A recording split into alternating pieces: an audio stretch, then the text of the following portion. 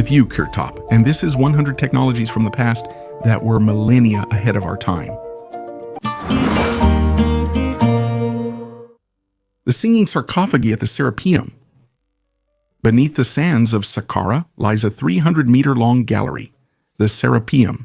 In its side, niches stand 40 granite boxes, each weighing over 60 tons. Egyptologists refer to them as sarcophagi for the sacred Apis bulls, but they are nearly empty with only a few bone fragments left. But the main thing here is the acoustics. In 2019, when Massachusetts acousticians activated a low-frequency generator, the granite in one box began to sing. A pure 110 Hz tone matches the chest's resonance frequency. Inside, the sound literally vibrates in your bones. Ancient priests could use this to put themselves and possibly bulls into an altered state. But then why are there half-meter thick lids polished on the inside to a mirror finish? One hypothesis suggests the boxes weren't tombs, but resonators that amplified Earth's vibrations. Their polished interiors reflected sound, creating standing waves.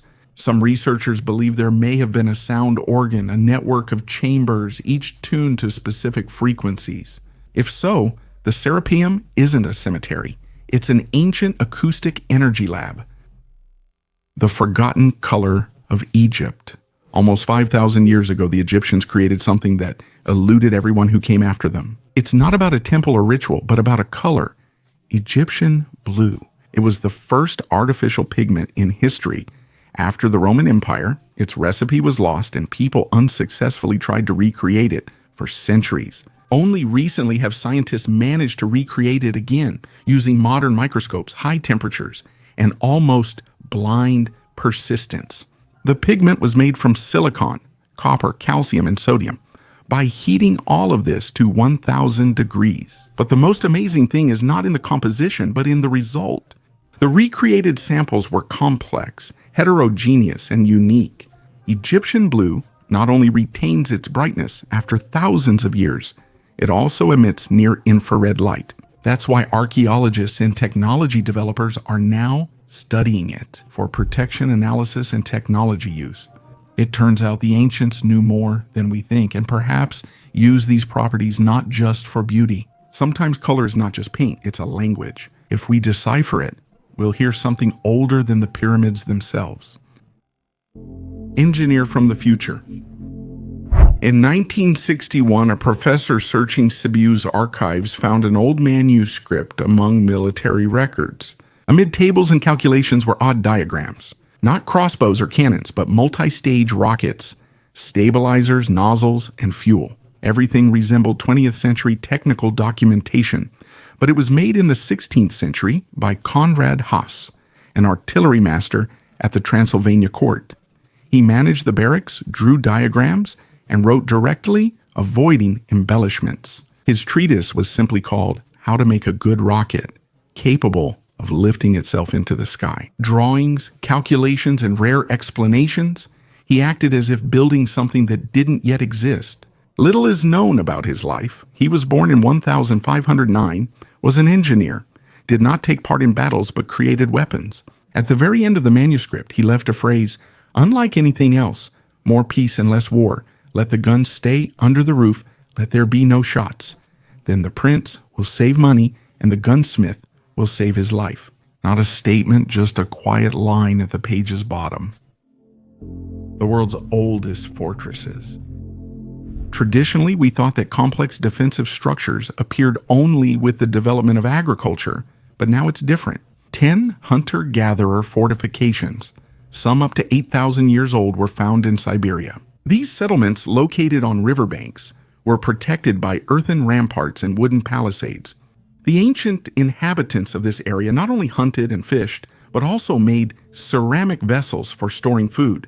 Their ability to build serious fortifications indicates incredible complexity. Many believe that permanent settlements with fortifications appeared in agricultural societies, but this discovery disproves that theory. It turns out that even hunter-gatherers could create complex societies. Abundant resources in the Siberian taiga likely drove the emergence of these settlements. These fortifications may have helped control and use local resources efficiently. First ever full digital 3D scan of the Titanic completed. Hundreds of thousands of images were compiled into a model that allows you to examine every inch of the sunken liner. The scan uncovered previously hidden details, including destroyed decks, personal belongings, and structural elements.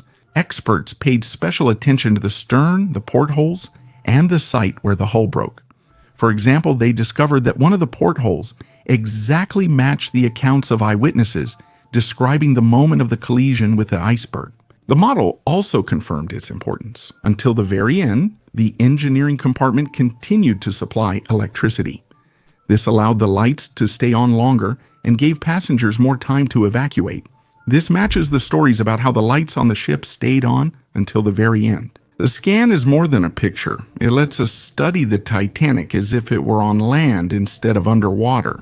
There's something especially strange about clearly seeing something that's gone. A medieval smartphone app. Did you know that the predecessor of modern smartphone apps was invented in the Middle Ages? It was Valvel, an interactive paper device that performed many functions, from calculating celestial bodies to medical diagnostics and sea navigation.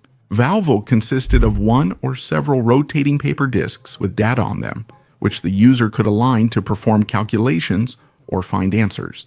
This invention resembled the astrolabe, an ancient tool for observing star positions.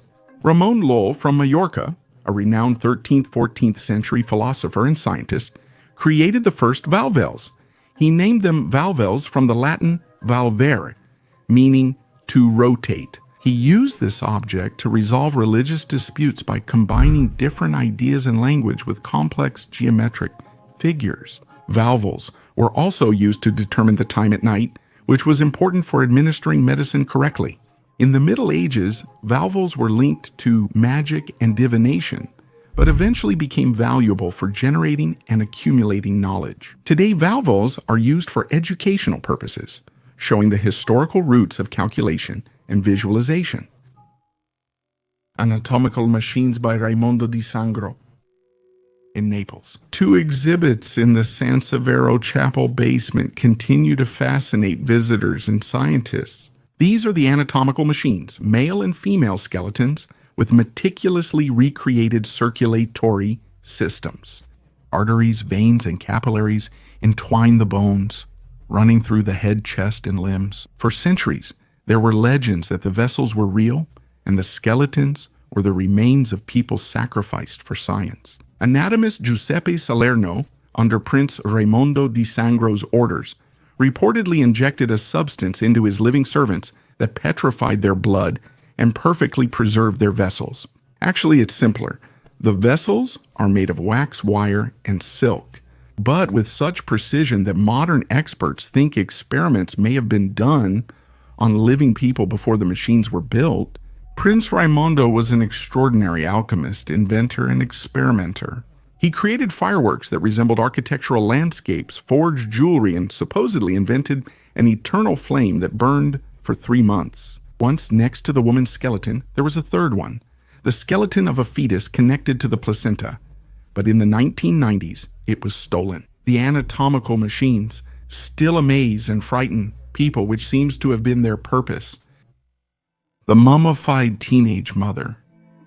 Archaeologists re-examined a young mother's 1,500-year-old mummified remains and made a shocking discovery. 2 fetuses were found in her pelvis and chest. This discovery is both shocking and horrifying. The mummy of a teenage girl who died during childbirth in ancient Egypt was found in the Karga Oasis at the El Bagawat Cemetery in 1908. The body was salted, consistent with ancient Egyptian mummification. At first, archaeologists assumed that the girl died from complications during childbirth. However, a computed tomography scan revealed a second fetus in her chest cavity, indicating a twin pregnancy. It was particularly disturbing to find that one fetus was missing its head. During the research, it was found that the baby's head got stuck in the mother's pelvis, which led to its decapitation during childbirth. This is Egypt's first known case. The embalmers likely didn't know about the twins and missed removing the second fetus. This study highlights the dangers of pregnancy and childbirth. In that era, The ancient Egyptians regarded birth with deep respect, as can be seen from the spell against twin pregnancies. Trilithon. At the Temple of Jupiter's foundation in Baalbek, 3 massive stone blocks known as the Trilithon continue to astonish even seasoned archaeologists. Imagine the scale. Each block weighs nearly 800 tons and is massive, about 19 meters long, over 4 meters high, and 3.6 meters wide. Even today, moving such massive stones is difficult, yet ancient builders lacked cranes or special equipment. The ancients. The situation is not completely clear. How exactly did they transport and lay these gigantic stones? It is believed that the stone blocks were moved on special wooden sledges using logs and hundreds of workers. Some suggest aliens were involved in the construction, but serious scientists dismiss these ideas. The Trilithon is more than the temple's foundation. It clearly shows the advanced engineering of ancient civilizations. Future discoveries may help explain how these massive ancient structures appeared. The mysterious house on the ancient tapestry. The Bayeux Tapestry is one of the most famous medieval works of art, illustrating the Norman conquest of England in 1066. However, it still remains a historical mystery. New research has helped uncover another secret connected to this unique monument. The 68.3-meter tapestry shows major events before the Battle of Hastings, including the death of the last Anglo-Saxon king, Harold II, by Duke William's army. Archaeologists have confirmed that one of the places shown on the tapestry really existed, the residence of Harold in Bosham, England. Researchers used modern technology to study structures beneath a 17th century building, likely built on the palace site. Radar scanning and analysis of old excavations made it possible to identify the remains of 2 medieval buildings and an important find, a toilet, which indicates the status of an elite residence. Harold owned several estates, but likely only Boscombe. The palace had moats, granaries, storage, kitchens, and servant quarters. This discovery helps to reconstruct the life of the Anglo-Saxon nobility and confirms that the Bayeux Tapestry is not just a work of art, but a valuable historical source. And once again, the Voynich manuscript. American medievalists, using multispectral scanning, discovered how a 17th century Prague physician tried to decipher the mysterious Voynich manuscript. Scientists used multispectral analysis to study the manuscript, obtaining images that are inaccessible to ordinary research. This technology makes it possible to reveal erased or faded texts, since iron-based ink can fluoresce under ultraviolet light. Recently, historian Liza Fagan Davis analyzed these images and discovered vertical columns of symbols on one of the pages. The first column contained the classical Latin alphabet of 23 letters. The second had symbols from the manuscript's unknown alphabet, and the third showed the Latin alphabet shifted by 1 character. This table seems to use a substitution cipher to decode the text, a method common in the Middle Ages and early modern period. A comparison of the handwriting of the manuscript's known owners showed that the table was created by Ioannis Marcus Marzi, a scholar and court physician. He owned the book from 1662 to 1665 and tried to decipher the manuscript, just like his predecessors and successors. Multispectral analysis also confirmed that the manuscript is not a palimpsest, and carbon-14 analysis correctly determined its creation date as 1425.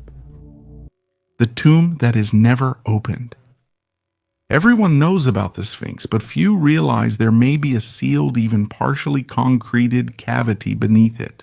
Back in the 1990s, geophysicist Tomasz Dobecki conducted acoustic sounding of the plateau. An anomaly was discovered under the Sphinx's front paws, a hollow chamber with clear rectangular edges. It couldn't be natural. It was a room, a tomb, or something else.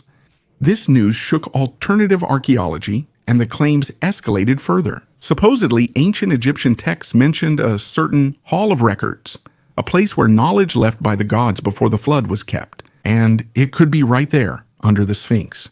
One step, and we could open the door to a prehistoric past. Instead, there was silence. Egyptian authorities denied excavation permission and closed the site to research. Unconfirmed reports say the shaft at the Sphinx's base was filled with concrete without explanation. Why? It's unclear. Maybe it's not because there was nothing there, but because they know for sure that the Baghdad battery is there.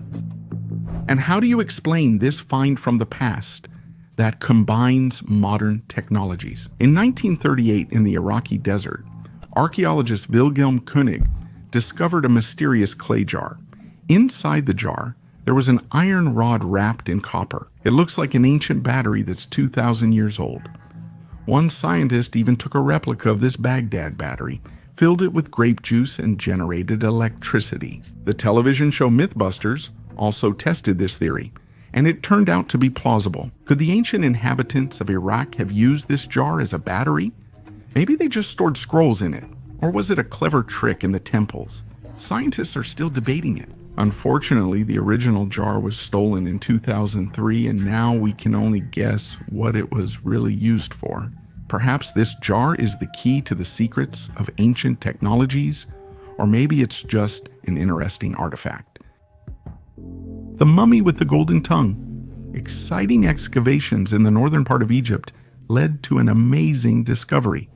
Archaeologists found a mummy with a golden tongue. The discovered treasure is thought to be 2,000 years old. Excavations at the ancient Taposiris Magna Temple near Alexandria revealed 16 burials. However, they were in poor condition. They even found 2 mummies wrapped in a gilded layer, which seems to be made of layers of plastered papyrus or linen. One of the mummies was wearing a crown decorated with a cobra and horns, and then we come across an amazing detail, a golden tongue. The thing is, in ancient times, Egyptians believed that after death, their soul would meet Osiris, the god of the underworld. The golden tongue was supposed to help the deceased communicate with him. Now, in the necropolis of Vesna, where excavations are ongoing, you can find hundreds of ancient burials that belong to different historical periods. In other burials, they even found pieces of gold items in the shape of insects and lotuses, which were symbols of prosperity and wealth. Antarctic sarcophagi. During an international scientific expedition in Antarctica, researchers from the United States of America, China, Russia, and India found an object that instantly caused controversy and concern. At a depth of several dozen meters, beneath the permafrost, 4 dark, smooth sarcophagi with flawless corners and edges, possibly shaped by lasers, were discovered. The shape looked like monolithic slabs, and the sarcophagi stayed above 0 degrees despite the cold around them. The researchers recorded a low-frequency hum.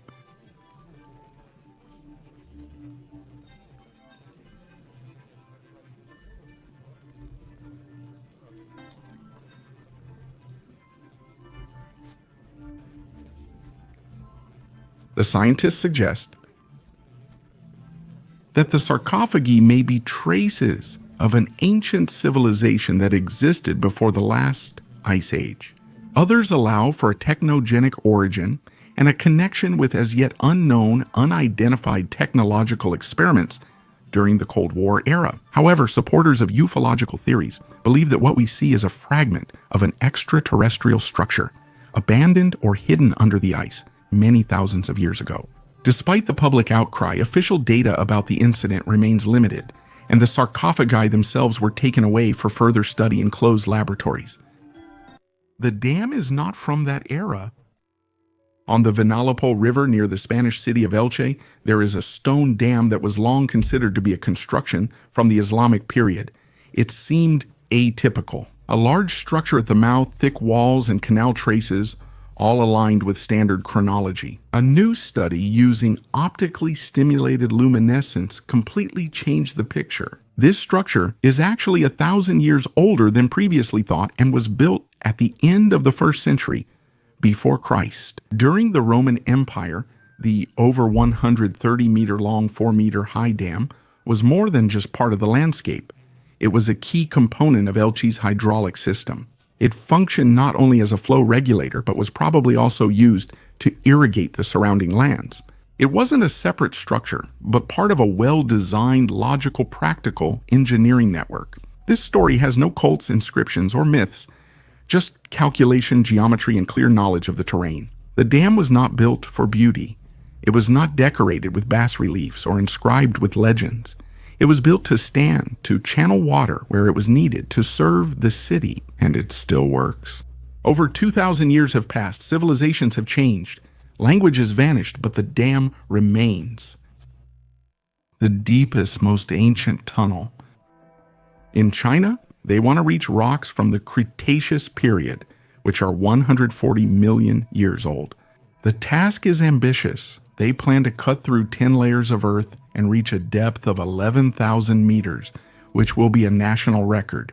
Work began in May this year. While Russia wants to resume work on the Kola super deep borehole, China is already actively drilling.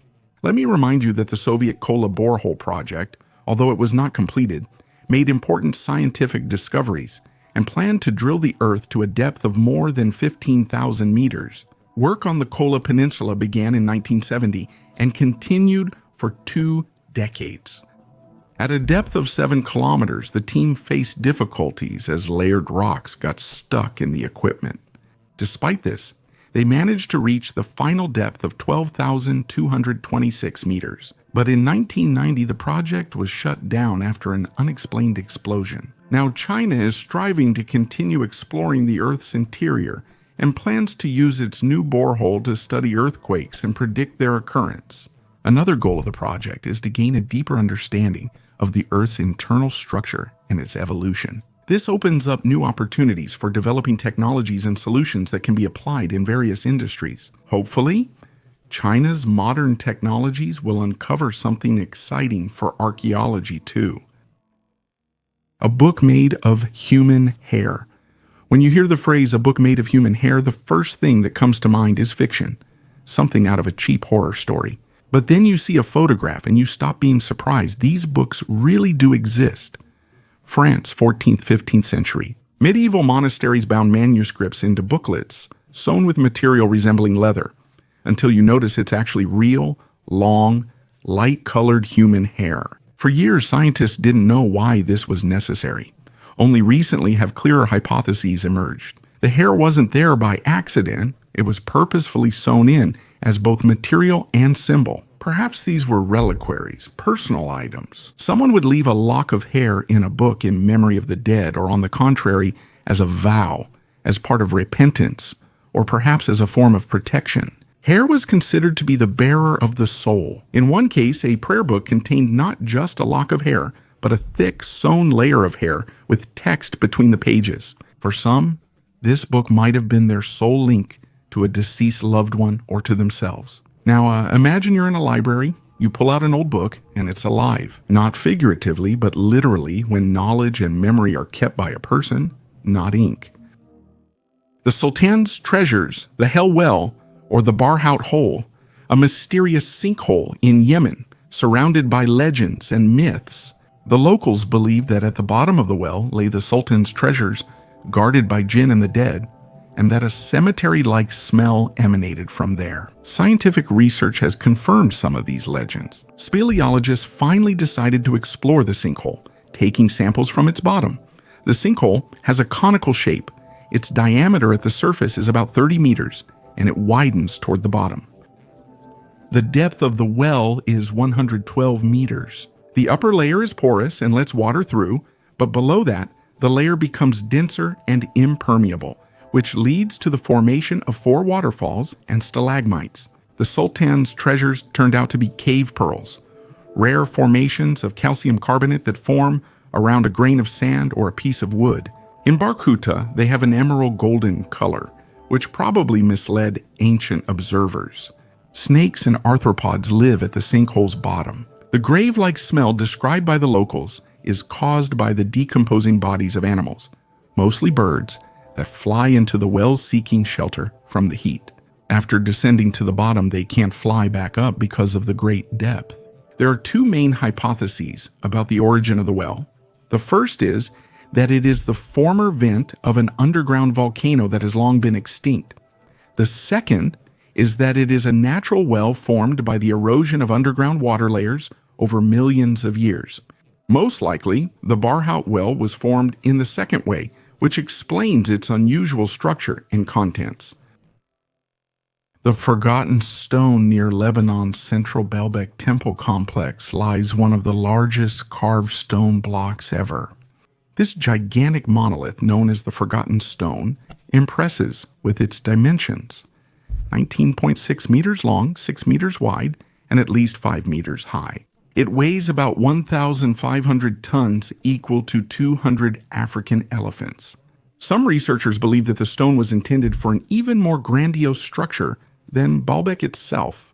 However, for unknown reasons, it was never delivered to the construction site. The Baalbek temple complex, known for its colossal megaliths, was built during the Roman rule in the 1st and 3rd centuries AD. However, the mysterious platforms of giant blocks like the famous Trilithon may have appeared earlier. Who were those ancient builders who shaped and tried to move such massive stones? Perhaps Baalbek is the legacy of an older, highly advanced civilization whose traces remain unsolved. Egyptian artifacts in Antarctica.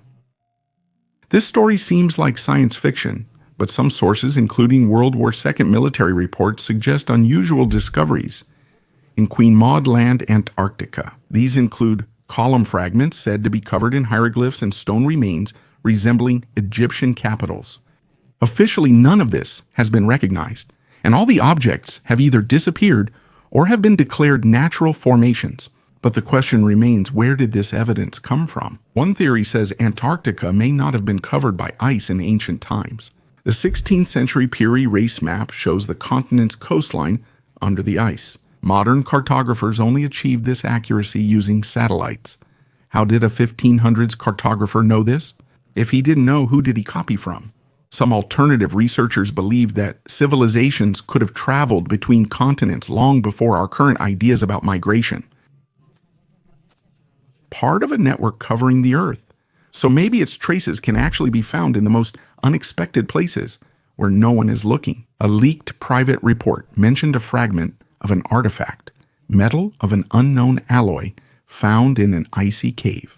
Engravings and unknown symbols like Egyptian ones, but the artifact disappeared, and all members of the expedition signed a non-disclosure agreement. A continent underwater. Archaeologists discovered something unexpected at the bottom of the Madura Strait near Java. Not a sunken ship or artifacts, but a whole ecosystem. Layers of earth there preserve remains of Homo erectus, fragments of skulls and traces of life about 140,000 years old. Also found were giant bull bones, shells, turtles, and evidence of bones broken for marrow. This is not just an ancient human site. It's a fragment of a submerged continent, a vanished world that once connected the islands to the mainland. Scientists call it Sundaland. Today it lies underwater. But back then these were plains, something like an Asian savanna with rivers, forests, and herds of large animals. Archaeologists found processing marks on animal bones similar to those made by mainland Homo erectus. Until now, it was thought Javanese groups lacked these skills. It's now clear the populations had contact and exchanged culture, sharing hunting and butchering techniques. The transfer of knowledge, in addition to hunting traces, remains of mollusks and river sharks were found. Evidence suggests this was once a rich, complex landscape with humans as part of the ecosystem, and now it's all gone. Sundaland sank underwater tens of thousands of years ago, silently vanishing without any trace of cities or temples. Without occasional seafloor discoveries, we wouldn't even know it existed. It shows that large parts of history can vanish over time, not just from disasters. The bones of a cooled whale. An elite tomb in the temple of Apollon in the village of Golpinar. Archaeologists discovered an ancient Roman tomb about 2,000 years old, located in the sanctuary of Apollon Smintheus. The tomb contained the remains of more than 10 people, including children and adults, which were mixed together, indicating possible disturbances or looting in the past. The Temple of Apollon itself, built in Gomoxetus around 150 before Christ, is constructed in the Ionic style. Elements of the decor have been preserved, particularly fragments of the entablature, depicting scenes from Homer's famous Iliad.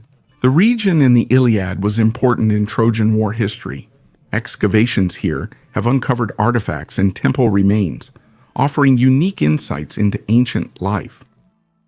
What did the largest ship of antiquity look like? Humanity's need for large warships existed long before steam engines and steel hulls. Thousands of years ago, the Navy was already considered the most important tool of influence and dominance. Through it, borders were secured, territories were conquered, and access to key resources was gained. It is believed that the foundation of ancient military shipbuilding was laid by the Diadochi, the successors of Alexander the Great. They were the first to start building real war giants, like polliers and tesseraconters, comparable in scale to modern battleships. One of the most impressive ships of antiquity was the Egyptian tesseraconter, built in the 3rd century before Christ by order of King Ptolemy IV Philopator. It was a real floating fortress, 130 meters long and 22 meters high. The vessel could hold around 4,000 rowers, excluding marines and supplies. The name tesseraconter translates as 40-rowed. The exact oar count is debated, with researchers citing 300 to 600 depending on oar levels. According to surviving descriptions, the ship had powerful armament, a ram, catapults, and battle towers, and on the outside, it resembled a moving fortress. Its sides were decorated with wooden carved vines, crocodiles, and other mythical creatures were painted on the stern, and the bow was crowned with a 5-meter figure of Aeolus, the Lord of the Winds. Inside there were halls, statues, even libraries, and according to some sources, stables. All this spoke more of a statue than of practical military necessity. Tessaracantera was more a symbol of power than an effective ship. Because of its size, it didn't have full maneuverability and couldn't even go out to sea on its own. It was towed by tugboats. Still, its existence was an engineering breakthrough. The Egyptian Tessaracantera is not just an archaic ship, but a vivid example of how ancient technologies could reach incredible scales. Yes, it did not become a combat legend, but it definitely went down in history. The oldest scientific instrument of England, a copper quadrant discovered in England, dated to 1311 and the size of a palm, was used to determine the time. This artifact is 15 years older than Chaucer's renowned astrolabe in the British Museum. Researchers point to the rarity of medieval English instruments and their significance for the scientific understanding of that era. The instrument, valued at $130,000 to $190,000, is auctioned alongside rare books, manuscripts, and a 17th century silver microscope by Antony van Leeuwenhoek. Quadrants likely arrived in Europe from Muslim Spain in the late 13th century. These instruments divided ancient time into 12 hours, with hour lengths varying by season and latitude. Sunrise marked the first hour, noon ended the 6th, and sunset ended the 12th. This made summer hours longer than winter ones.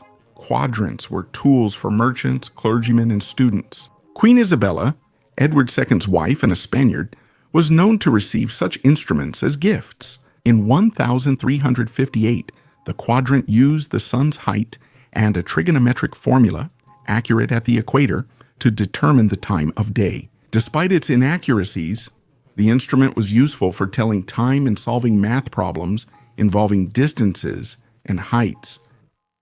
A person can't fit through there. Inside the Great Pyramid, there are strange passages that for decades were thought to be ventilation shafts, but the problem is that neither air nor a person could pass through them. These shafts start in the so-called Queen's Chamber and extend upward at a sharp angle, ending in stone plugs with copper fittings. At first, they weren't even taken seriously, but then a robot was sent in there. In 1993, engineer Rudolf Gantenbrink designed a mechanism that was able to crawl inside. It moved along the smooth walls as if the shaft had been specially polished. At the end of the path, the robot came across a stone slab with 2 pins that looked like door handles. Something seemed hidden behind it, but he was urgently called back. The archaeologist stayed silent. Egyptian authorities denied a second attempt, and Gantenbrink was removed from the project. The second robot, launched later, made a tiny hole, and behind it, there was another chamber. It's unclear if it was empty or if no one will say what was found inside. No one could have used these shafts while alive. They're too narrow, but they're perfect for storing something that was meant to remain untouched. The patron of dogs. In the Buddhist tradition, the term saint is not used.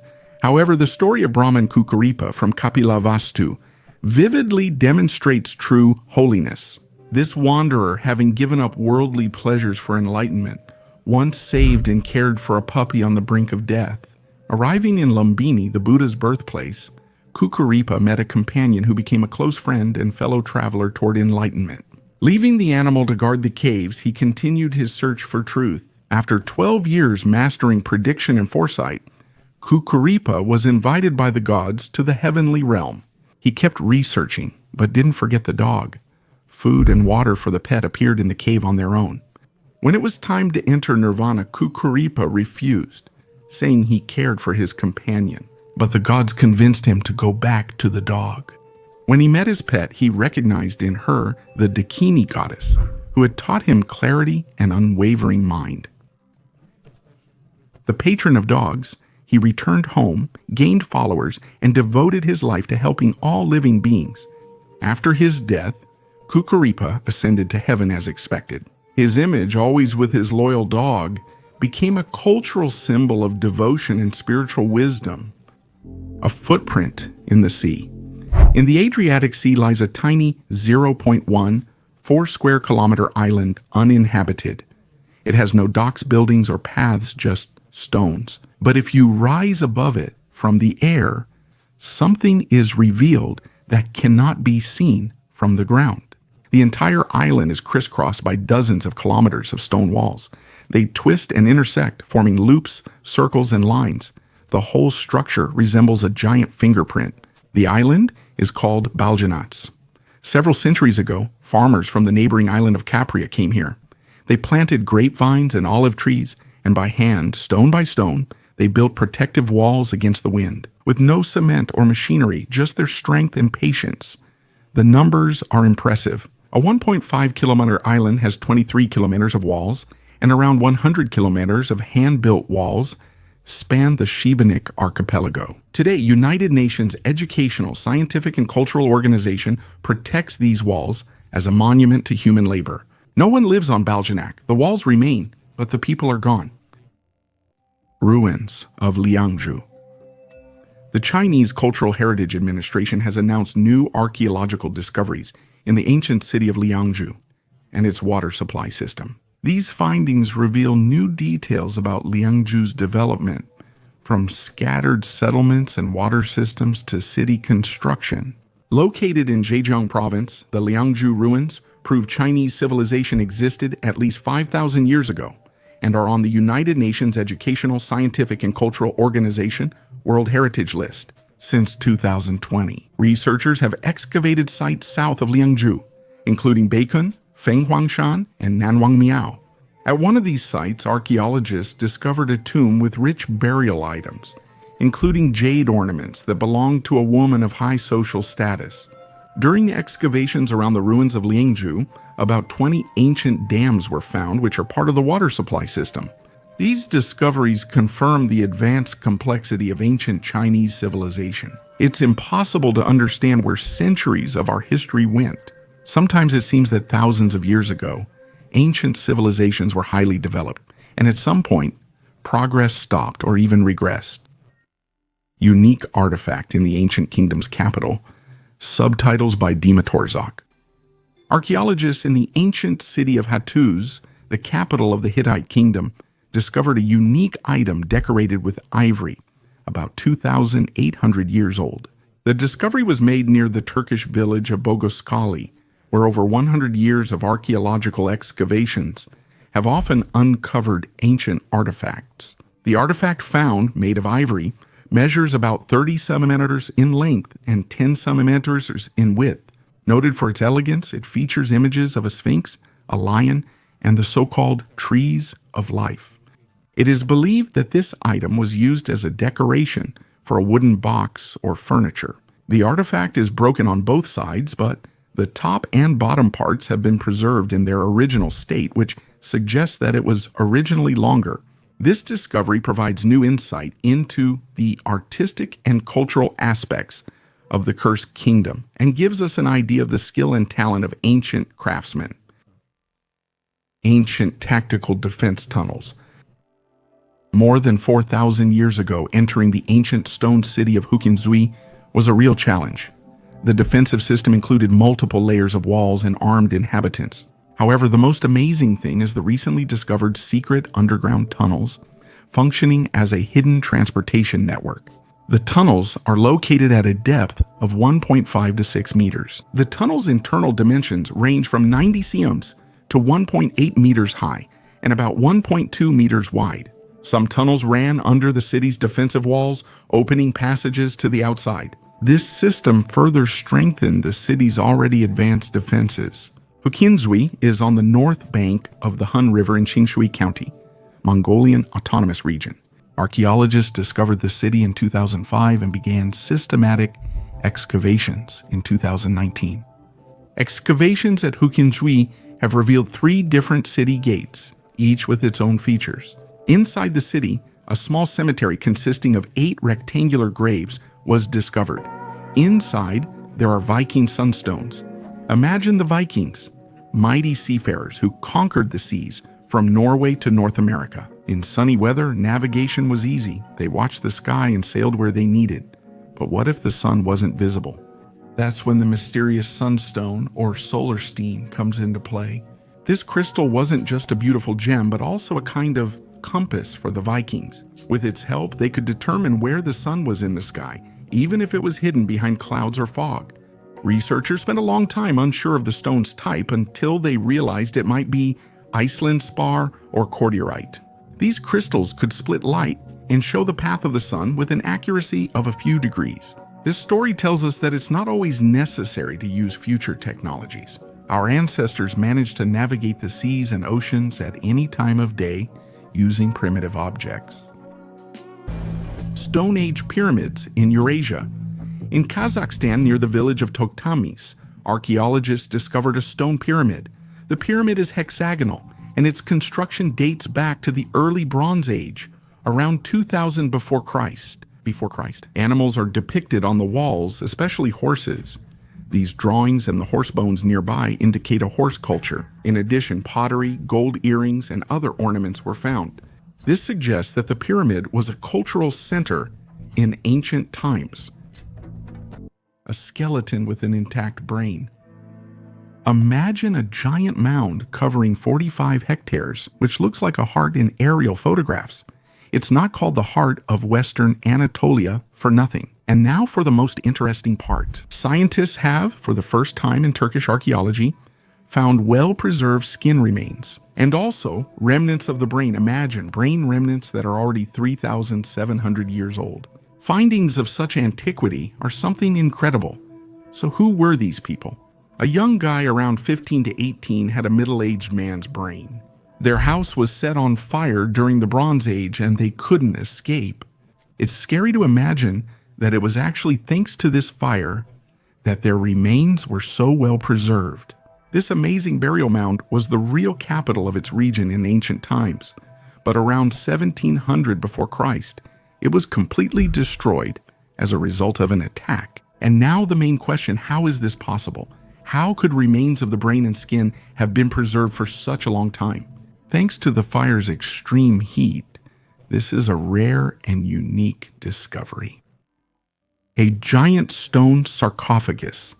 This sarcophagus belonged to the powerful pharaoh Ramesses III, who ruled Egypt during the 20th dynasty. It is a true masterpiece of ancient Egyptian sculpture and ritual art. The huge stone coffin is covered with carefully engraved symbols and scenes from the Book of the Dead, which were meant to help the pharaoh pass through the afterlife and achieve eternal life. Protective goddesses like Isidia and Nephthys are shown on its side walls, their wings spread to symbolize divine protection and patronage. The hieroglyphic inscriptions tell about the deeds of Ramses III and his connections with the gods. Interestingly, this sarcophagus was reused by the priest kings of the 21st dynasty, which shows when royal tombs were being reused in a later era. Today, this great sarcophagus is kept in the Louvre, where thousands of visitors can see it. The world's oldest 3D map. Archaeologists have discovered the world's oldest 3D map, which is 13,000 years old. It was carved on quartz sandstone in the Ségugnol 3 cave shelter in France, and according to researchers, represents a schematic depiction of the landscape of the Paris Basin. According to the analysis, the map shows the terrain with indications of water flow directions, which was critically important for people of the late Paleolithic. Anthropologist Tony Mills says ancient people valued knowledge of water flows more than today's ideas of distance and time. An important discovery was that Paleolithic people not only recorded the landscape, but also deliberately altered it by creating artificial channels in the sandstone to control the flow of rainwater. The map makers intentionally created cracks in the stone to channel water through the settlement. This proves that as far back as 13,000 years ago, people had engineering thinking and deep knowledge of hydrology. Archaeologists suggest the carved channels may have held important mythological or ritual meaning tied to water, nature, and life. Casket containing Polish monarch's relics. This elegant casket with the inscription Izabela Czartoryska is not just an antique item, but a true symbol of Polish history. In 1800, Princess Izabela Czartoryska gathered a unique collection of relics related to Polish kings and great historical events in it. The casket held 73 items, including monarchs' belongings, weapon fragments, and clothing, representing national heritage and resistance. Izabela saw it as her mission. The times of the country's partitions, her jewelry box joined the Temple of Sibylla, Poland's first museum in Puławy, where she hosted guests to recall the Polish-Lithuanian Commonwealth's glory. Like many national treasures, the jewelry box also met a tragic fate. In 1939, during the Nazi invasion of Poland, it was looted, and to this day some of the relics are considered lost. The Blue Lights of Crivikill. On Ireland's coast in County Donegal stands an ancient tomb locals speak of with caution. Crivikill is one of the oldest megalithic structures in Europe, but even among other Neolithic monuments, it stands out. Here, according to eyewitnesses, blue lights appear at night. Quietly, without a sound, flashes of light flicker between the stones, as if someone or something else comes there. The tomb officially dates to the 4th millennium before Christ and includes a courtyard, ritual corridor, and burial chambers. It's as it was thousands of years ago, though the legends predate the excavations by far. They tell of a white hare that can't be caught, voices among stones, a hill that breathes, and ancient spirits disturbed only by the disrespectful. 1930s excavations revealed Crivikill was used beyond the Neolithic period, with remains of an early Christian forge also found. 2,000 years later, someone built a smelting furnace at the tomb's entrance and started smelting metal, perhaps hoping to use its power, perhaps the power of the place, or to make a deal with those who remained there. Now, tourists come here during the day, but the locals never stay after sunset. The blue lights appear rarely, but when they do, it's always sudden. New petroglyphs in Colorado. Polish archaeologists found ancient indigenous paintings and reliefs on the Colorado-Utah border in the United States of America. This team, which has been working for more than 10 years, is studying the 3,000-year-old Pueblo culture. The research is being conducted at the Castle Rock Pueblo complex on the Mesa Verde Plateau. This place is popular among archaeologists and tourists because of the ancient settlements and rock art created by the Pueblo culture. Pueblo agricultural communities created one of North America's most advanced pre-Columbian cultures, including the construction of multi-story stone houses and rock art. The team discovered previously unknown galleries and petroglyphs dating from different historical periods. The oldest, showing warriors and shamans, date to the 3rd century AD. Most of the petroglyphs date back to the 12th, 13th centuries and include images of shamans, warriors, animals, and hunting scenes. From the 15th to 17th centuries, when the Ute tribe lived there, hunting scenes were depicted on the panels. Later, images of horses appeared, showing the Spanish conquest. Palanca's research led to the discovery of previously unknown petroglyphs at an altitude of 800 meters above the cliff settlements, which were used for astronomical observations and calendar determinations in the 13th century. The giant sword from Japan. In Japan, there is a unique sword that is believed to have been forged during the Edo period. Measuring 465 centimeters and weighing 75 kilograms, it is the largest Japanese sword in the country. This sword was presented to the Hanoka Hachiman Shrine in 1859 during a ceremony in honor of the imperial monument by supporters who shared the views of imperial patriots like Yoshida Shoin. The sword was forged to ward off evil and demons, aiming to create a bright, pure, peaceful society. The sword is kept in the treasury of the Hanaoka Hachiman Shrine and is usually not on public display.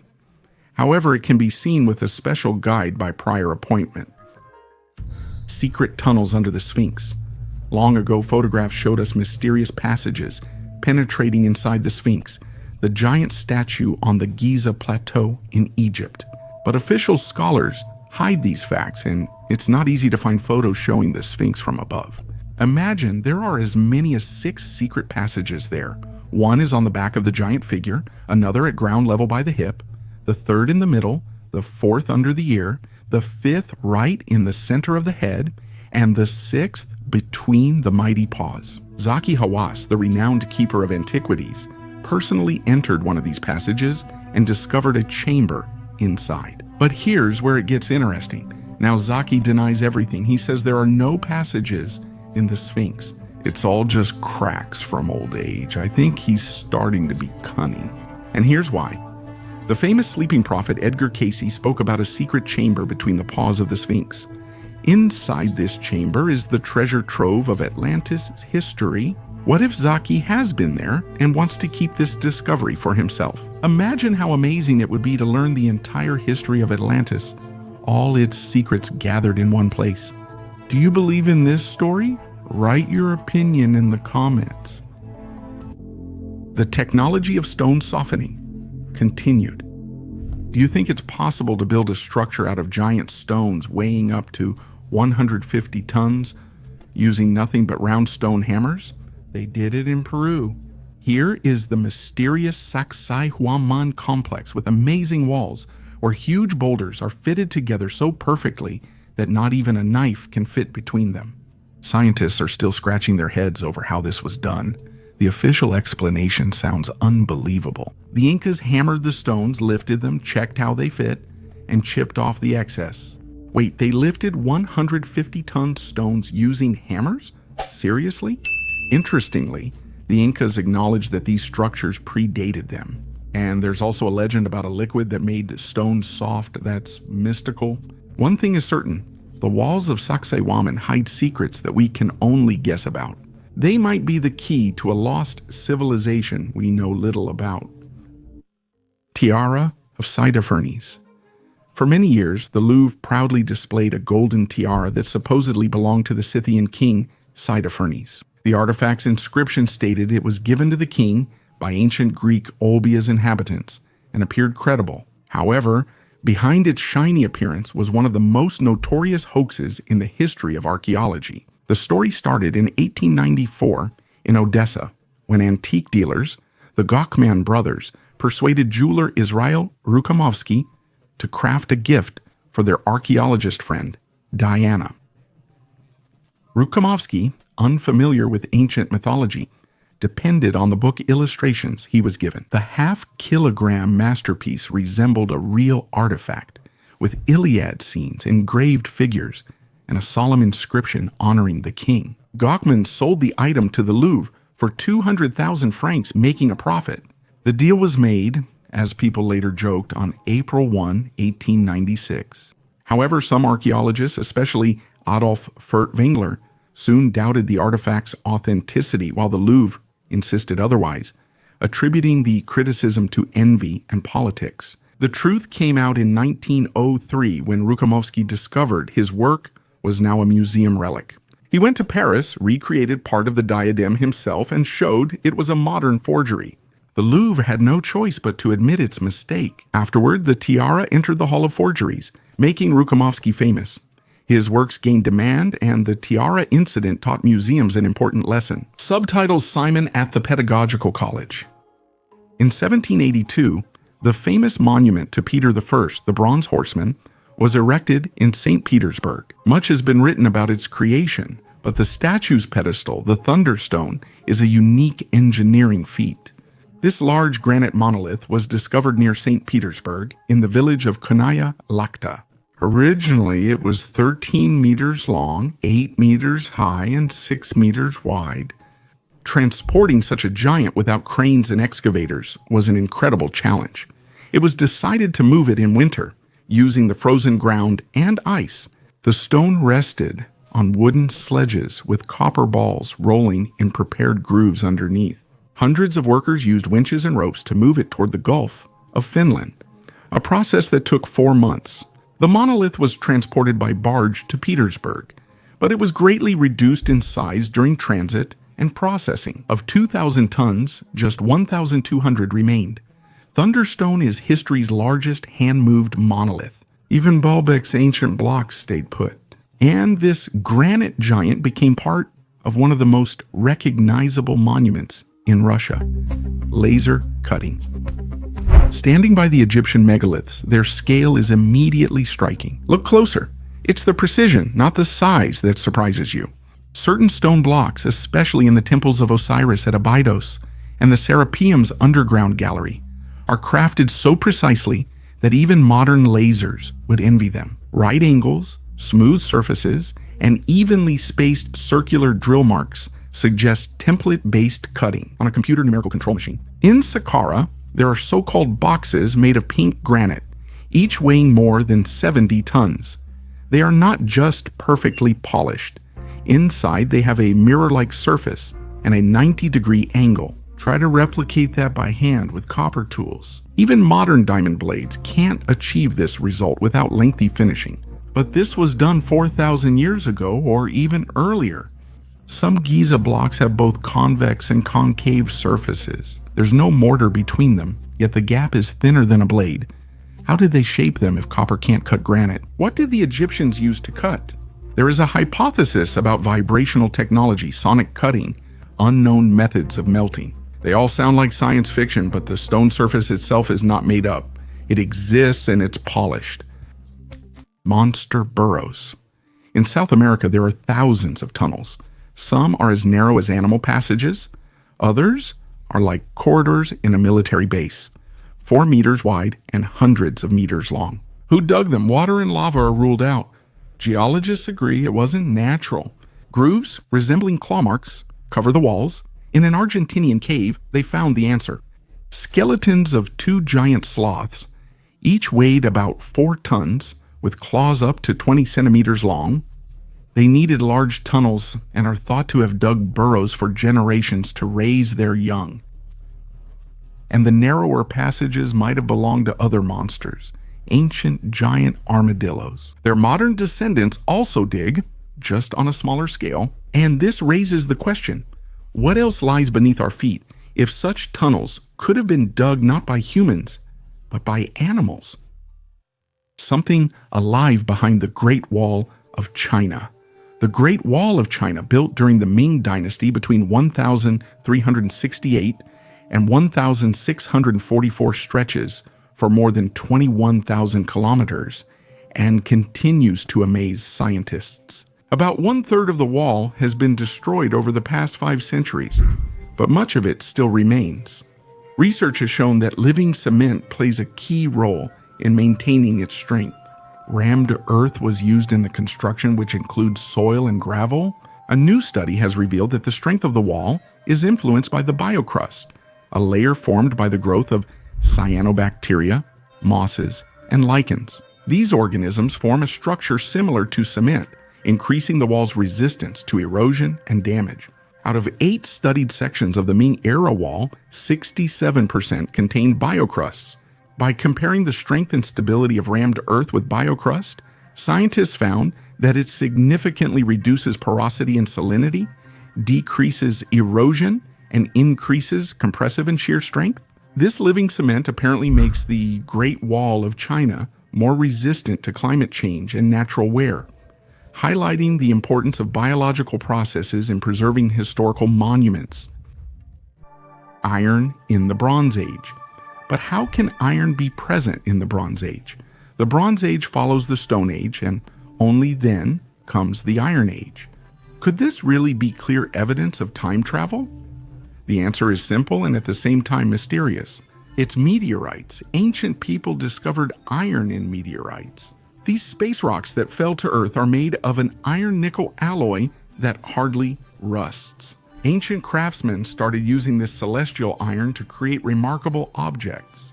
A famous example is Pharaoh Tutankhamun's dagger, crafted over 3,300 years ago from meteoric iron.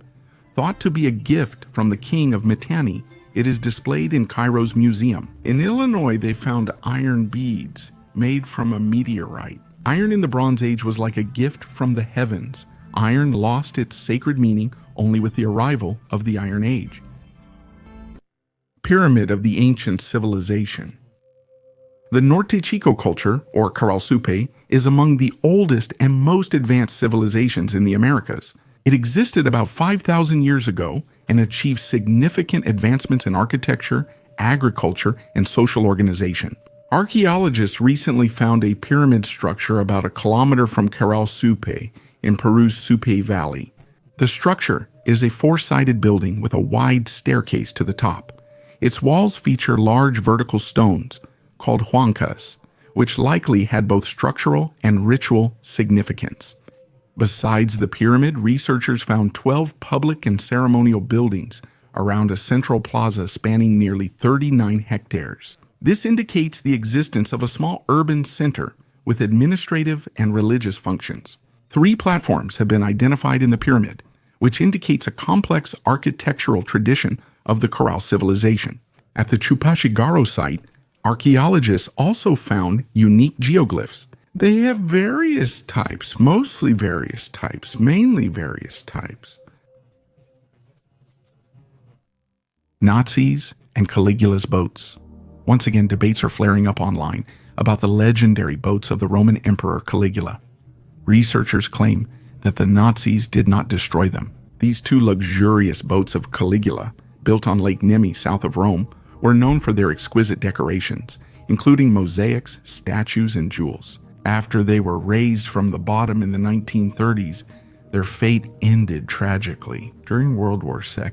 For a long time, it was believed that the Nazis destroyed these boats in the 1930s, but a new book, The Burning of the Lake Nemi Boats, offers a different perspective on these events. According to the book, responsibility for the destruction of the boats lies with an American artillery unit that shelled the Lake Nemi area during the battles in Italy. The museum curator said the fire that destroyed the boats was unrelated to the shelling, blaming the Germans for burning them in revenge. However, the book's authors claim 4 American shells pierced the museum's roof and caused the damage. The fire broke out 2 hours after the shelling. This conclusion is supported by the fact that other wooden structures that were bombed also burned down during that period. Until that time, American military forces tried to hide their involvement in the destruction of valuable historical artifacts. Caligula's boats are unique evidence of naval architecture and construction technologies of antiquity. Stone cubes, stone. Near Albuquerque, New Mexico, a group of tourists visited the canyon's edge. At first, it seems like an ordinary rock formation, but the longer you look, the more it feels off. The cliff's edges are perfectly straight and faces even, as if shaped by something sharp rather than time. In some areas, the stone masses form clear cubes, each weighing around 100 tons. There's no sign of processing, but nature's chaos is absent too. Everything is too geometric. Comparisons began online, with some recalling the Bimini Road in the Bahamas and its underwater stone slabs, while others mentioned Baalbek's megaliths. But still, the main reaction is the same. It looks wrong, too perfect to be natural, too heavy to be man-made. Scientists can explain much, weathering, crystal geometry, pressure, fractures, but visually, it's unconvincing. Because when you stand next to these shapes, you don't get the feeling that nature made them. The question is, if this is artificial, who made it and why? Nature often unintentionally mimics human creations in many places. Sometimes, though, It seems the opposite is true, that technology imitates nature. We still don't know who was here before us. The importance of the wheel. Modern civilization would look completely different without the ancient invention of the wheel. The exact time and place of its invention are still a matter of debate. The wheel was probably invented independently by various civilizations at different times. The simplicity of the wheel suggests that it could have appeared even in cultures that found it unnecessary. The earliest evidence of the wheel dates back to the period between 4,500 and 3,300 before Christ in Mesopotamia, where it was used as a potter's wheel. Early transportation wheels were made from solid wood boards. The improvement of the wheel's design occurred approximately between 2,200 and 1,550 before Christ in the Middle Bronze Age, when spoked wheels and chariots appeared. Nowadays, the wheel is essential for almost all types of transportation, not just land-based. Airplanes use wheels for takeoff and landing. Most helicopters are also equipped with wheels. Even maglev systems, which move on a magnetic cushion, have retractable wheels for slow movement. The wheel plays an important role not only in transportation. Without gears and cogwheels, we might still be in the Dark Ages. Diamond drill. 2,000 years ago, scientists have made an amazing discovery. Ancient craftsmen were already using diamond drills to work hard stones 2,000 years ago. This became clear after analyzing 51 beads found in a burial site in Rabat in what is now Uzbekistan. The burial dates to the 2nd century before Christ and 1st century AD and is associated with the Yuezhi culture that existed in historical Bactria. The beads were made from carnelian, agate, and garnet stones, which are difficult to work with, even using modern tools. Research using an electron microscope showed that 41 beads have traces characteristic specifically of diamond drilling. Moreover, the craftsman most likely first used a single drill to start the hole and then switched to a more complex tool with 2 diamond points. It was once thought that diamond drilling began in the Indus civilization, now modern India and Pakistan. But now it is becoming clear that similar technologies developed independently in different corners of Asia. Interestingly, while similar methods exist in Tanzania, Uzbek beads use a unique technique not found elsewhere. A quartz giraffe. At first, it looks like a child's figurine, a calm, motionless giraffe. But it is carved from a single piece of rose quartz, one of the most difficult stones to work with. It was created in France in 1900 by the House of Cartier, not in Africa or Asia. Why the jewelers of the Art Nouveau era decided to carve a giraffe from quartz is unclear. Maybe it symbolized distant lands or secretly referred to ancient images. In Egypt and Mesopotamia, they also carved animal figurines from minerals. Now they were created for private collections instead of temples. A lost fragment of the Bible translation. Austrian scholars made a remarkable discovery in the Vatican Library. A new chapter of the Bible in a translation of the Gospel of Matthew, dated to 1750. The text, invisible to the naked eye, was discovered thanks to the use of ultraviolet photography. This discovery contributed to a project focused on restoring texts erased or rewritten by scribes from the 4th to 12th centuries AD. Palimpsest manuscripts were recreated in Uzbekistan using already used material. This was due to a shortage of writing materials. With the help of ultraviolet light, it was possible to reveal the lost texts. Of the 74 restored manuscripts, one was especially valuable, a very ancient Bible, 100 years older than the earliest Greek translations, like the Codex Sinaiticus. The new text adds to the well-known verse about how Jesus' disciples plucked ears of grain and adds that they rubbed them in their hands and ate. This discovery significantly advances understanding of ancient Syriac texts and writing.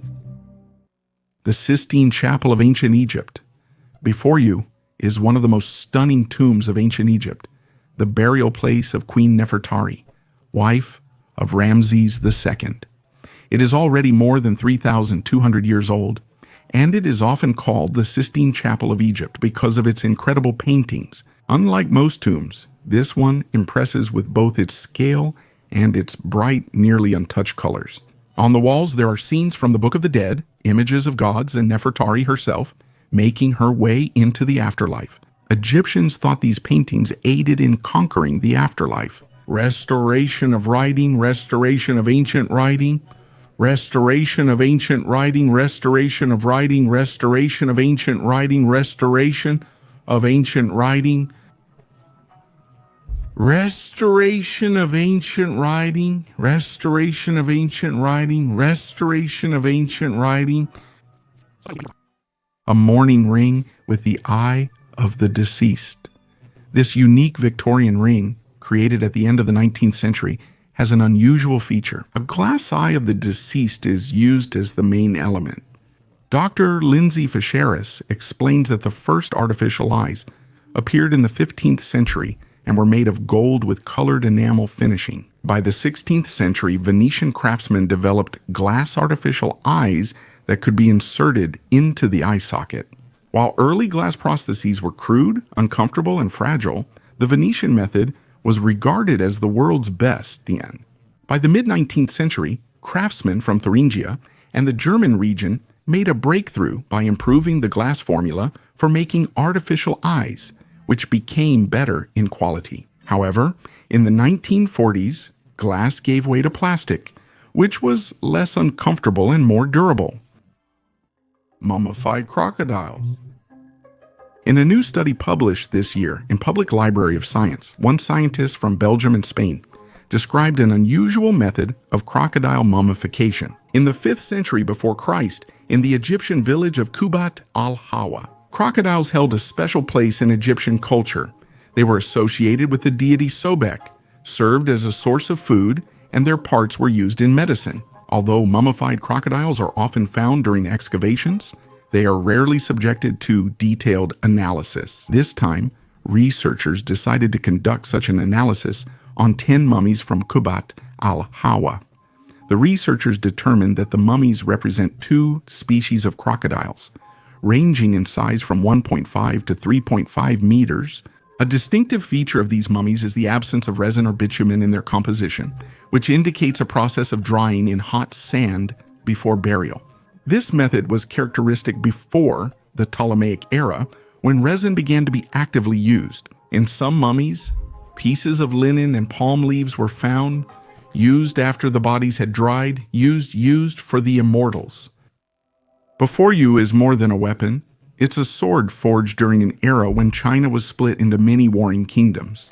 But amid this harsh reality, someone acted differently, not for battles or victories, but as if performing a ritual.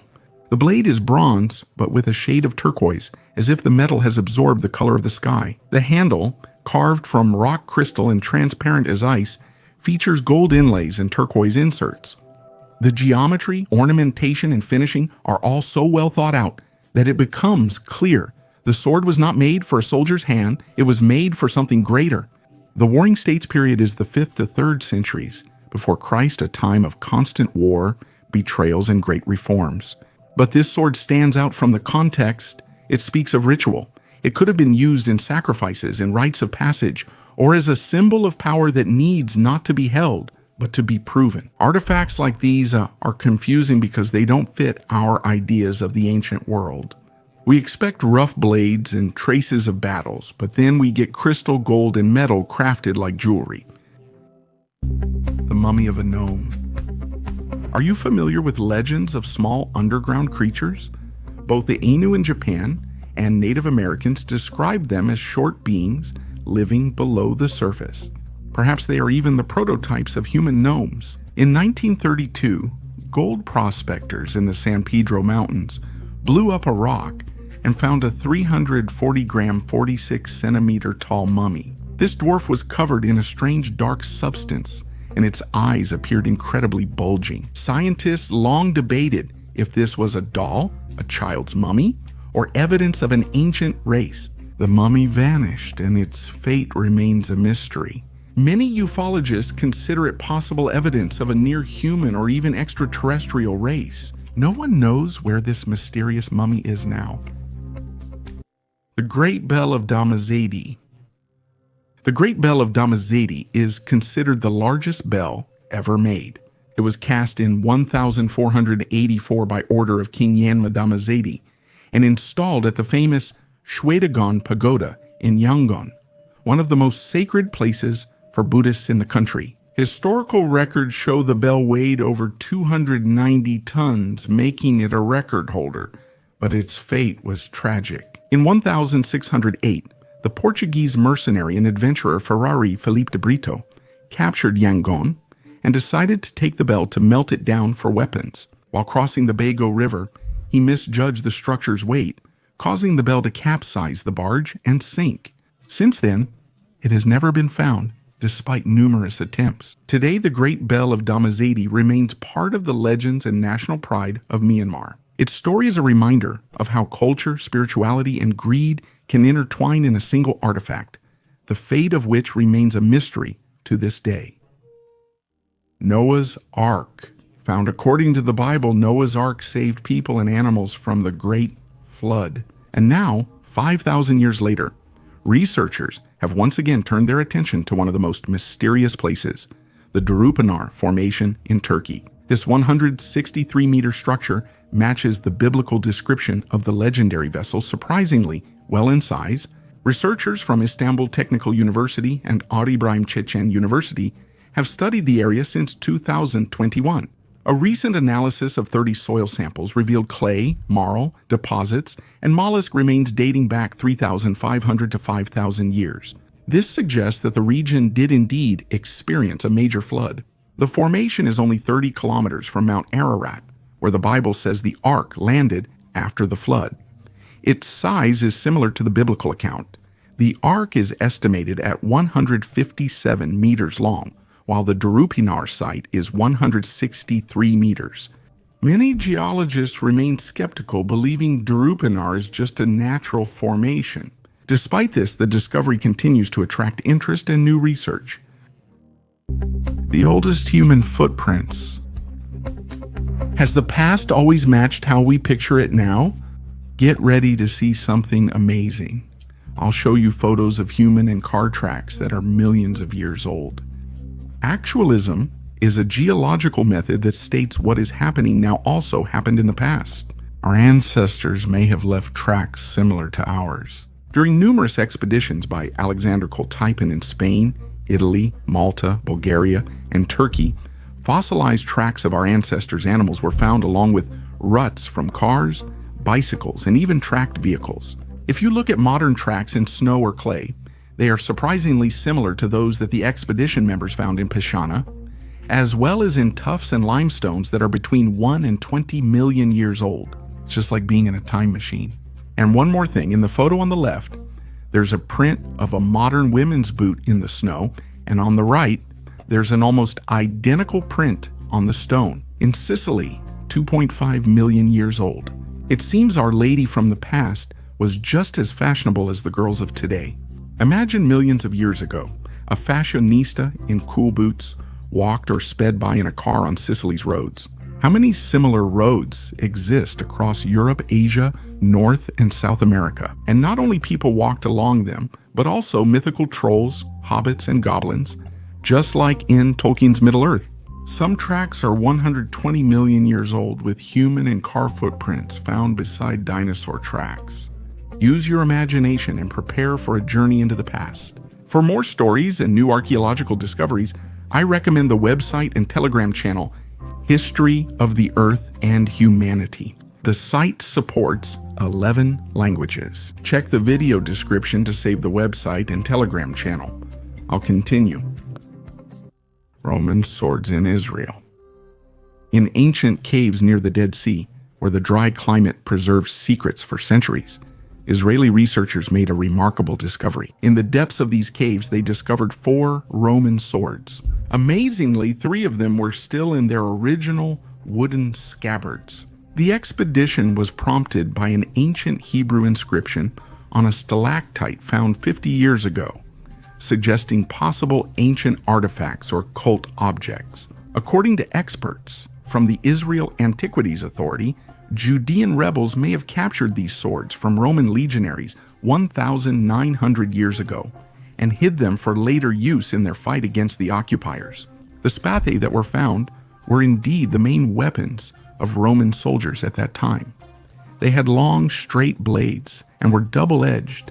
The fourth sword, with a ring-shaped pommel, probably belonged to a palum, an ancient Roman throwing spear. These swords aren't just weapons, they're a testament to an era and a link between past and present. Finds like these are quite rare, since iron is prone to corrosion. But thanks to the unique conditions in this region, historical artifacts have remained intact for centuries. The Rosetta Stone, Rosetta. When the French were building a fort near the small town of Rosetta, they discovered a strange slab. It was the Rosetta Stone, a piece of a huge stele with text carved in 3 languages. The stone bore 3 identical carvings in different languages. Scientists spent years deciphering the text, starting with the Greek and then the Demotic.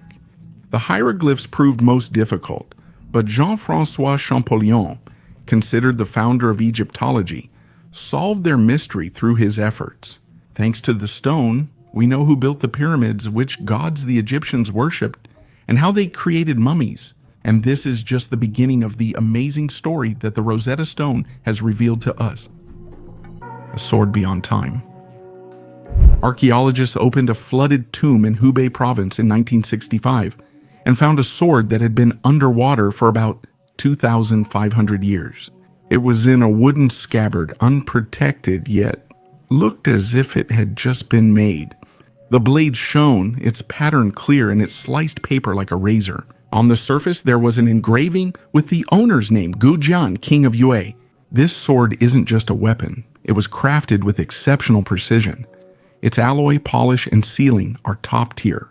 The main point is it survived centuries of war and neglect, remaining intact. Scientists still don't know how this is possible.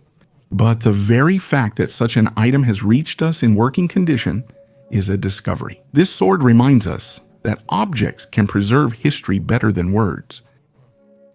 The oldest functional compass?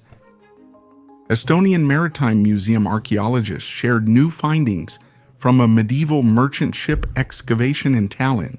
The vessel found last year is well preserved and reveals past secrets. A particularly valuable find was one of the oldest dry-card magnetic compasses in Europe. This is unique because usually the sensitive elements of compasses are placed in liquid. They also found antique instruments, worn leather shoes, a wooden spoon, and 2 crew members' remains on board. The remains of the ship were found near the Estonian river Karjapea. Initially, these remains were thought to be from a cog, the main Hanseatic trading ship, but a second mast indicates they might be a transitional type between a cog and a hulk. The Singapore stone before you is a huge sandstone rock, several centuries old. It stood at the mouth of the Singapore River as a steadfast guardian of time. You can make out strange symbols on it. This is an inscription that has never been deciphered. It might be written in Old Javanese or Sanskrit. Maybe it was commissioned by some influential Sumatran. This stone is even associated with the legendary strongman of the 14th century named Badang. They say he threw the stone into the river, and later stone circles were erected in his honor. But what happened to him next? In 1843, the stone was blown up to widen the passage at the river mouth. Only fragments of it remain, and one of them is now in the National Museum of Singapore as a national treasure. This stone isn't just old sandstone, it's a mystery scientists are trying to solve. This inscription's mystery will reveal more about the past and ancient peoples. Future technologies might help us decipher it. The rotating Egyptian statue. There are rumors that a certain ancient Egyptian statue discovered in a museum mysteriously rotates on its pedestal at night. For a long time, people thought it was cursed, but the truth was much simpler. Researchers stated that they have evidence of external vibrations that cause the 25-centimeter statue to rotate. Egyptologist from the museum, Kemble Price, suggested that the museum might have been struck by an ancient curse. Professor Brian Cox offered a more realistic explanation, stating this is the case. Friction between the statue's stone and the glass shelf causes vibrations that rotate the statue. Expert Steve Gosling placed vibration sensors under the cabinet and found vibrations from passers-by and cars on the busy nearby road. This phenomenon may attract new tourists to the museum to learn more about ancient Egypt. The spinning days of Nipsanu's statue are over. A membrane has now been attached to the statue's base and other exhibits to prevent future movement. A shocking discovery by miners. Sometimes miners come across unusual artifacts that can surprise even archaeologists. In 2008, an unusual discovery was made at a depth of 900 meters in the Zapadnaya mine in Donetsk, Rostov region. In sandstones dating back to the Carboniferous period, 360 to 300 million years ago, a wheel imprint was found. Mining foreman Kasatkin, who worked at the mine, shared photos of the discovery. According to him, the mine is classified as dangerous due to the risk of sudden coal and gas outbursts. The management forbade the investigation of the site and ordered the work to be sped up. As a result, another smaller print that was discovered later was not extracted for study. Kasatkin claimed that other amazing discoveries were found in the mine, which was closed and flooded in 2009, including prints of giant snakes and possibly winged lizards. He also mentioned other unusual finds in coal mines around the world, including a wall made of stone blocks.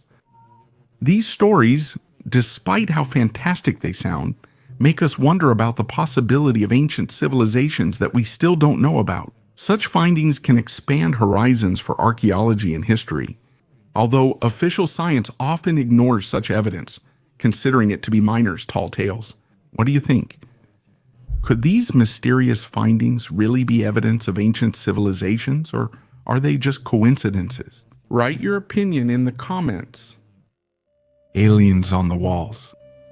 Archaeologists working in the Swego Reserve in Tanzania made a remarkable discovery in 2018. They discovered 52 previously unknown stone shelters, many of which contained ancient rock paintings. However, most of the paintings were lost due to weathering. Among those that survived, the most interesting were the anthropomorphic figures with unusually large heads. One shelter was especially remarkable, which was named Amaki 4. On its walls, scientists discovered a well-preserved frieze depicting anthropomorphic beings with buffalo heads. These drawings may be the key to understanding similar figures found in other places. Dating the Amaki 4 panel turned out to be a difficult task, but it is believed to be at least several hundred years old. The walls of the shelter are painted red except for 5 white figures. Based on the weathering of the pigment and the absence of images of domestic animals, scientists suggest that the drawings may be very ancient and belong to the hunter-gatherer period. Interestingly, similar figures with large heads have been found in other rock shelters in the Kondoa region. In all the images, the figures' arm positions and directions are the same, though some details differ. This suggests that such figures played an important role in the culture of the ancient inhabitants of this region. Scientists turn to the Sandavi culture, which lives in this region, in search of answers to questions related to these mysterious drawings. Some rock paintings are still used by the local people for rituals. What could help reveal these meanings? Valkyrie made of silver. In the Danish village of Herby, during a routine archaeological investigation, a small figurine was found, only 3.5 centimeters, made of silver. It's immediately clear it's not accidental. A woman wields a sword and round shield, one hand lowered. Her dress has fine folds, her hair is in a knot, and her expression is focused. She's not a deity, ornament, or toy. She's armed. Dating to around 800, this is the first find of its kind in Scandinavia. At first, scientists thought it was the mythical Valkyrie, the messenger of the gods. But then other theories began to emerge. Maybe it's a person, not a spirit? In Viking sagas, women are mentioned who fought, were skalds, warriors, and seers. DNA analysis confirmed some weapon burials belonged to women. The figurine may have been a ritual staff, a talisman, or depicted a respected and feared woman. The image of a strong, armed woman in the Viking Age is not fiction, but a reality long concealed by assumptions. She says nothing, but her posture, shield, and sword say it all. Sometimes it seems like all of this is just facts, bones, stones, buildings, chemical formulas in the atmosphere of a distant planet. The longer you look, the clearer it is this is about us. Fear, memory, loneliness, and what we hide. Archaeology doesn't reveal what history was like, but proves it existed. Each layer has its own character. Thank you for watching this video until the end. Goodbye, everyone.